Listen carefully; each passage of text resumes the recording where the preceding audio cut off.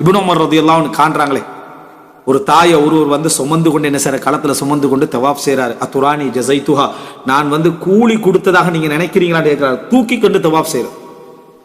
வலா பி தல்கத்தின் வாஹிதத்தின் மின் தல்காத்திஹா, அவள் அதாவது பெற்றெடுக்கிற நேரத்தில் பட்ட வழிகளில் ஒரு வழிக்கு கூட இது கூலியாக அமையாது.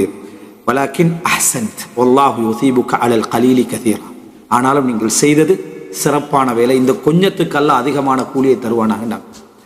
செய்தது சிறப்பானது, இந்த கொஞ்சத்துக்கு அல்லாஹ். வித்தியாசம் என்னன்னா, தாய் நம்மளே வந்து 5-6 வயசு வரைக்கும் சுமந்திப்பான். ஆனால் ஒரு முறை கூட என் பிள்ளையை நான் சுமந்தேன் அது பெருமையாக சொல்ல மாட்டேன். இவன் ஒரு முறை தான் தவாப்பு கொண்டு வைத்திப்பான். ஆனால் வாழ்க்கை ஃபுல்லாக சொல்லிக்கிட்டு இருப்பேன், என் உம்மா நான் சுமந்தேன்னு. இது வந்து சந்தோஷத்துக்கு சொன்னாலும் சரி, தாயும் மகிழ்ந்து சொன்னாலும் சரி, இதை மேக்சிமம் படிப்பினையான இடத்துல தவிர, ஒரு படிப்பினை ஊட்டக்கூடிய நீங்களும் இதை செய்யுங்கன்றதுக்கு, அதுக்கு நீங்க உங்களே சொல்லவும் தேவையில்லை. நிறைய பேர் செஞ்சுக்கிறாங்க ஆல்ரெடி. சரியா? உங்களே முன்மாதிரியா சொல்ல வேண்டிய அவசியம் இல்லை. சலஃப்களை சஹாபாக்களை கூட நம்ம சொல்லலாம்.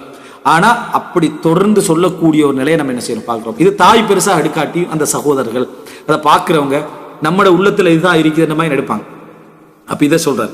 அடுத்ததாக நீங்க பார்க்கலாம் என்னன்னு சொன்னால், அதாவது